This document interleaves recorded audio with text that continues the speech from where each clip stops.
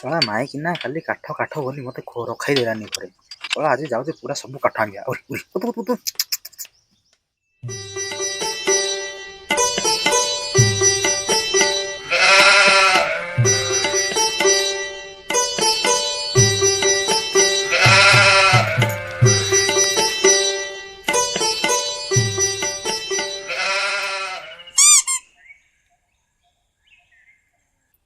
ତେରି ଶଳା ମାଇକିନା ମାନେ ରାଗି ନାହାନ୍ତି ତ ମତେ? କାଲିର କଥା ନେଇକି ଗଛରେ ଟାଙ୍ଗି ଦେବେ ନା କଣ?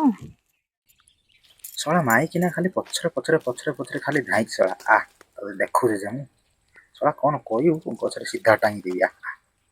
ଯାହା ହେଲେ ହଉ ଆଙ୍କ ପଛେ ପଛେ ଯିବି, ମୁଁ ଡରିବାର ନାହିଁ। ପଛେ ଦେବୀ ପାନେ ଯାଇଲା କି ନାମ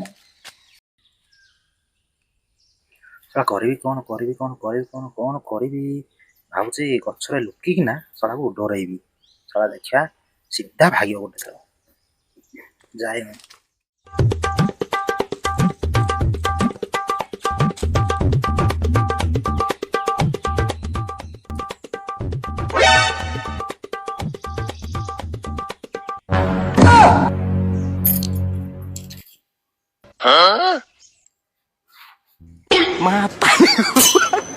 ବାହାର ମାନେ ଲୁକୁଛ ଟିକେ ନା ବାହାର।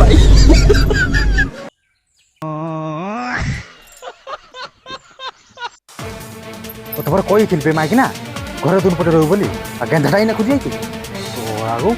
ମୁଁ ଦେଖିଆ ଆଇଥିଲି ତମେ ସତରେ କାଠ ଆଣିଥିଲ ସୁଚ ଯାଉଛ।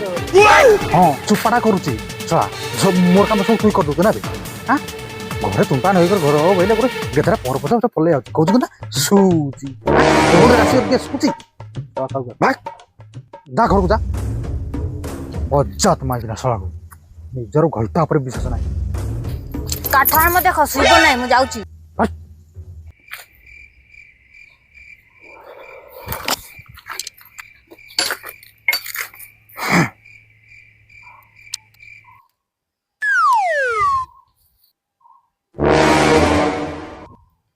ଶଳା ମାଇକିନାକୁ ମରୁ ବଞ୍ଚିଗଲି। କିଏ କହିଥିଲା ଶଳା ମୁଁ ଶୋଉଛି ଜଙ୍ଗଲକୁ ଯାଇକି ବୋଲି। ଆଜି କାଲି ଆଉ କାହାକୁ ଭରସା କରିହବ ନାହିଁ। ଯାଏ ଶୋଇଦମା ଟିକେ ଆଜି ଦେଖୁଥିଲି ଯେ ଇଏ ଶଳା କହି ଦଉଛି ଯେ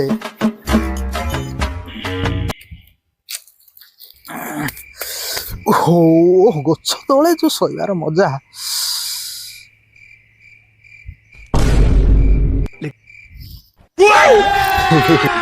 अभी मजा आएगा ना भिड़ो।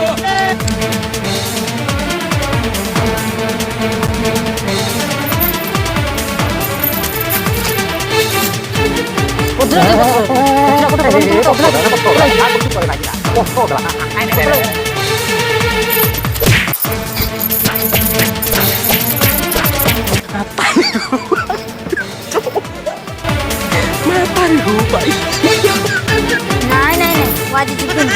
ତମେ କେମିତି କାମ କର ତମେ ଜଗିକି ରହିବ।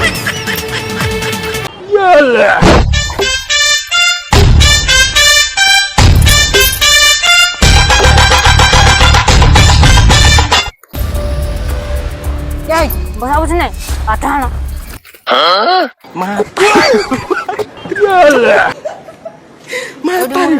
ଖାଇଦବ, ମୁଁ ଯାଉଛି ରୋଷେଇ କରି।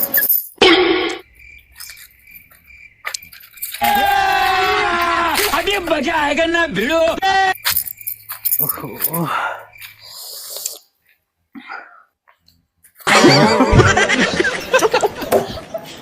मैं पारी हूँ भाई।